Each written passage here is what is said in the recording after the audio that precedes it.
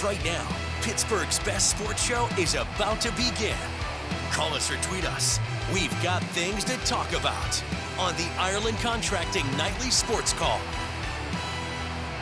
All right, thanks a lot for sticking around for the Ireland Contracting Nightly Sports Call. I'm Rich Walsh. I'll be joined by Andrew Fillipponi in a matter of moments at the 93.7 The Fan Cam, and we're taking your phone calls, 412-575-2600, and there he is right now. And before we get to phone calls and before we get to any sports topics, I want to talk about your tweet and your subject that you were talking about on the show today about the Egyptians actually built the pyramids themselves. You said Aaron Rodgers has doubts, and so do you. Who built the pyramids then?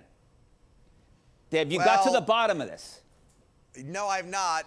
It just seems a little bit hard to believe, okay, that these Egyptians back in the day built these things flawlessly. And according to the internet, which again, you can fact check that all you want, it only took them 8 or 9 years. Okay, I find that very hard to believe. You know, we have to shut down a tunnel in 2026 for a month to get a bridge in there. And you're telling these Egyptians with very little equipment whatsoever built these perfect triangular mountains? I have a hard time believing that, Richie. Yeah. It does beg a question. I don't know how they did it, but it seems like back in the day it would have been very difficult to build them as perfectly as they did. And Aaron Rodgers has expressed the same questions, and I'm on his side with this. They weigh tons, right? Like how much manpower? Are you building them right there, these big stones, and placing him? I've never been to Egypt. It's one of the places that I always want to go. I want to see the pyramids. It's fascinating, and there's so many of them too. But if it only takes 10 years to build without any machinery, what were they using? Right. Like wood, and like they had wheels. How do you drag them from the river to where they are? Rich, I've done almost no research on this. I've watched very little, so I am professing a high degree of ignorance on this topic. All right, others have expressed similar incredulity and have studied this for a long amount of time. Aaron Rodgers was citing a guy, I think on a podcast, who this guy's theory, and Rodgers believed in it, by the way, this guy's theory was that around the time of the Ice Age, there were higher powered human species that had even greater brain capacity and intelligence than we did. And they built these things, and then the Ice Age knocked them off the planet, almost like they did with the dinosaurs and woolly mammoths. I don't know, but either way, it is crazy to think that thousands of years ago they built those things. It's tough to believe. Yeah, I mean, like, I couldn't even build a house. And you just need wood and a screw gun. I can't build a table from IKEA, okay, with an instruction manual and a wrench they give me, all right, let alone those things. You know what? When I get my one-on-one with Aaron Rodgers this year, I'm going to ask him about the pyramids and ask him how he thinks that they were built, because I'd be really interested in finding it out. I would like to go back in time and actually see it happen, see it unfold, and see what they actually did. And how much they got paid for it, too.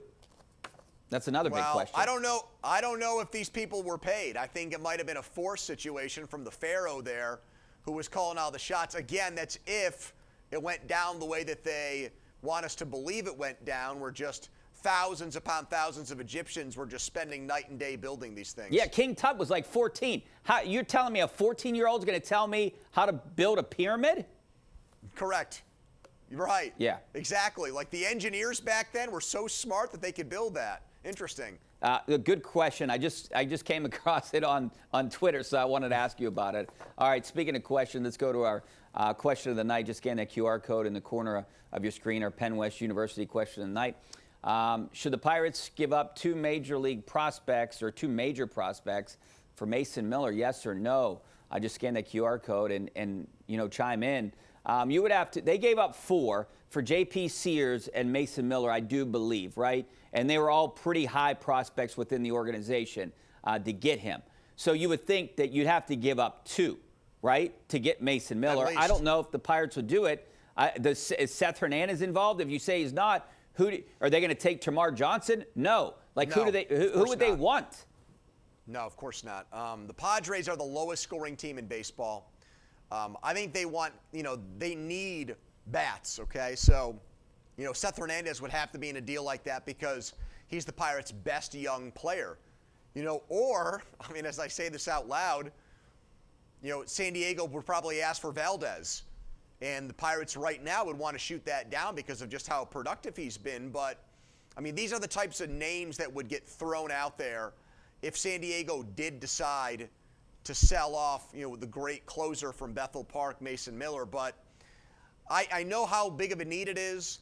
I know how badly the Pirates have blown games and have cost themselves wins because of their lack of effectiveness in the bullpen. That being said, I don't see Ben Cherington mortgaging off big parts of their future for a closer like Mason Miller. And honestly, I wouldn't want him to do that. I think you've got to find some in between where you can give up good prospects, but at the same time, not trade away a guy like Hernandez, who eventually is going to be the Paul Skeens replacement, Richie. And then with Valdez, what he's done in his first 100 at-bats, he's being compared to the great power hitters of the last 10 or 15 years with the start he's off to. So those names would be non-starters for me. Some people have thrown out there O'Neal Cruz, which I think is interesting. Yeah. Because I think San Diego would be really interested in Cruz because they need offense like we're talking about. But I don't know. I even think that in that situation, the Pirates would have a hard time trading their everyday center fielder for a guy that's only going to get 3 outs at the end of a game. Yeah, we got a phone call about that last night, which is interesting about O'Neal Cruz. I want to dive more into this, but we got to take a break. 412-575-2600 is the number, and we'll be back in just a couple minutes. All right, welcome back to the Ireland Contracting Nightly Sports Call. This is our Xfinity Tweet of the Night. You can see this from Sleeper Pirates. This is the Pirates head in the All-Star break with one of the best offenses in baseball, 263, which is first, 768 OPS, 125 home runs, sixth, and 516 runs batted in, which is tied for first with the Washington Nationals. Pretty good stats compared to what they were last year, which is impressive by Ben Cherington. You got to give him props for turning this around, but I don't know how much his fault is with the bullpen, but he's got to take a little bit of blame for that, too, because maybe he could have added another arm there, too. I want to ask you a little bit about Valdez first. Do you really believe in this guy? He didn't have a breakout season until last year, and all of a sudden, he has a good first half, okay? I'm starting to buy into it, but I bought into Josh Bell when he did that, too. And I was all on board of giving him a long-term deal, and then, he kind of petered out a little bit. Josh Bell is the guy that's come the closest to hitting 40 home runs for the Pirates since Stargell, which there was a graphic that went around today. It's unbelievable. Every team in baseball's had a guy hit 40 home runs, I think, since 2010. And the Pirates haven't had one since 1973. It's just insanity that it's been more than 50 years. And we'll see if Brandon Lau can end that drought with the production he had in the first half of the season with the long ball. But, am I buying it? He's passing my eye test big time. So in that respect, he is. But I still ultimately come back to know in this way, he was not a huge prospect. There was not a lot of pedigree. And even though there are guys like Brian Reynolds was not a giant prospect, even though he was traded for Andrew McCutchen, he was never ranked in the top 100 prospects. Fillipponi, he wasn't the main part of that deal, if you remember, right? Yeah, Kyle Crick was. Yeah, they brought him up from Double-A because all the injuries. Right. So, point being, there are guys that slip through the cracks and end up being great players all the time. But I'm going to need more than 100 at-bats to say this guy is definitely going to be a consistent 35, 40 home run hitter. As they say, the book gets around in baseball. We'll see how he does once pitchers and once teams see him and get to pitch to him a second time. Right now, he hits the ball to all fields. He's got power from foul pole to foul pole. That's great. He's made an unbelievable first impression. But I'm not totally sold on this being sustainable yet, which is why I told you last night on the Showdown, I have a hard time giving the guy a contract extension off of 2 months. And Mueller today wants to give him $100 million already, which I think is just, bat bleep crazy. But I also don't want to rain on everybody's parade because the guy's been that good to start his career. But you said earlier in the show, I think, maybe you didn't say it exactly, but it feels like that you have a hard time throwing him into a deal for Mason Miller. Oh, no doubt. Yeah, I wouldn't want to do that right now. You know, Mason Miller would obviously solve the Pirates' biggest hole, and they would shrink games to 8-inning games because he's so automatic. But the price to acquire him is going to be so exorbitantly high. It's going to be, for a closer, I think, astronomical. And I just don't think the Pirates should do that. Now, this was a different player in a different set of circumstances. But the last time they went completely nutty for a guy at the trade deadline was the Archer deal. Yeah.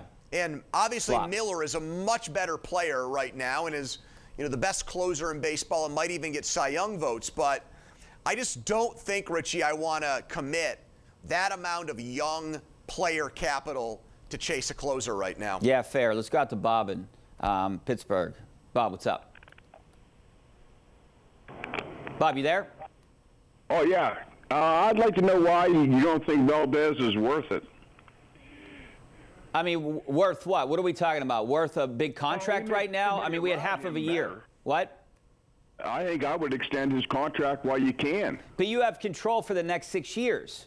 So wouldn't you want to give it another year to see where you are with them? Well, I didn't know that. I didn't know he had 6 more years. But the price is just going to go up. Not necessarily. Not with him. You have 3 years until arbitration, right, Pony? Better. Yeah. Could well, be. I can say this about him pretty emphatically, all right? I don't think this pace that he's on, he's got just as many RBIs as games played, all right? So I don't think he's going to be a 150 RBI guy a season, and I don't think he's going to hit 50 home runs a year. So you would be buying incredibly high. Like the highest, you know, obviously it would be higher if he did this over, say, a season or 2 seasons, but I've seen too many guys get off to amazing starts. Like, this is obviously not the same kind of hitter. Gregory Polanco broke Roberto Clemente's record for consecutive games with a hit by like a rookie his first season. From day one in the big leagues until he finally was, you know, went 0 for 4 or whatever, he broke Clemente's record. And everybody was excited about him. And that turned out to be a mirage. Yeah. And so I love what I see from Valdez now, but it's different for me than Connor Griffin. Everybody in baseball said for 2 years, Connor Griffin is the best prospect in the sport. You want to give that guy $100 million, I'm cool with it. But we weren't saying these things. Richie, they kept password and sent Valdez back to AAA like a month ago. Yeah. That happened. So he's obviously opened all kinds of eyes, and I wouldn't want to overreact to that with money right now. And they were higher on password, too. Let's go out to Jay. What's up, Jay? Yep. Jay, you there? Good evening, gentlemen. Hey, thanks for calling. Yeah, I'm here.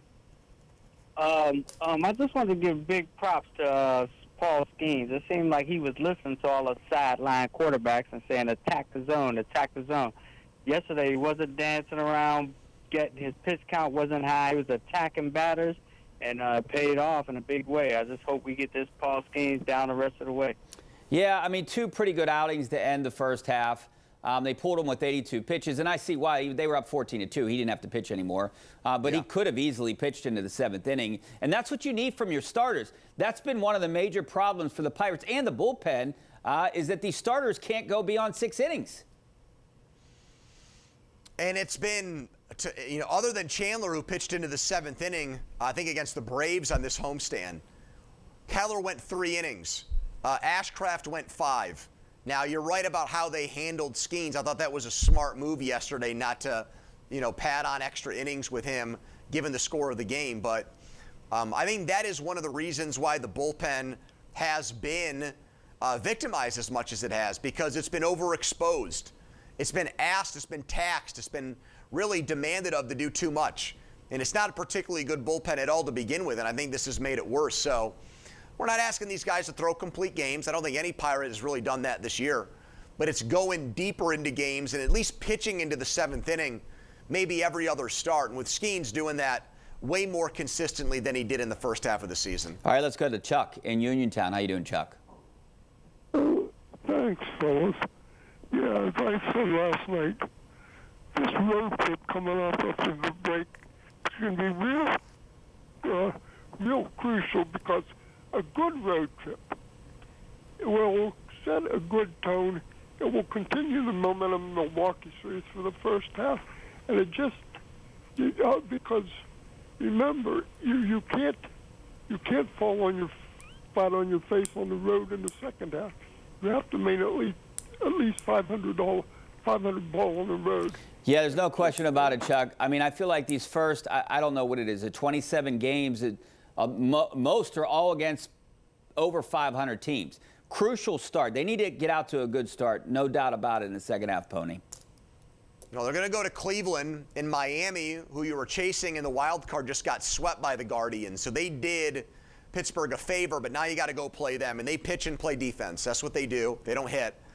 The Yankees are the Yankees, even without Aaron Judge, although they went into a major tailspin right before the All-Star break. So for them, it came at a good time. And then the Cubs. So you've got three good teams.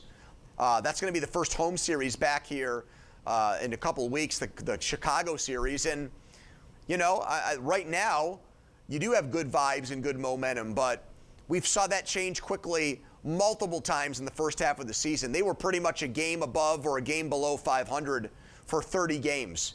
And something's got to give here in the second half where they compile enough wins and reinforce the idea to Ben Cherington that he's got to go out and make a couple trades for this bullpen. All right, we got to take a break. Coming up next, more your phone calls, maybe some of your tweets. Stay right there. All right, welcome back to the Ireland Contracting Nightly Sports Coverage. Walsh along with Andrew Fillipponi tonight. I got a tweet here, Pony, from Jace Collins. Is Tamar Johnson close to bust status? He's hitting below the Mendoza line in AAA. I mean, he hasn't had a great last couple years, that's for sure. Yeah. Well, look at it this way, okay? Henry Davis, horrible #1 pick. Nick Gonzalez, I think, looking better as a first-round pick, as Ben Cherington's first-ever draft pick. The guy's hitting over 300 at the All-Star break, so he's 1 for 2. Tamar Johnson, 1 for 3.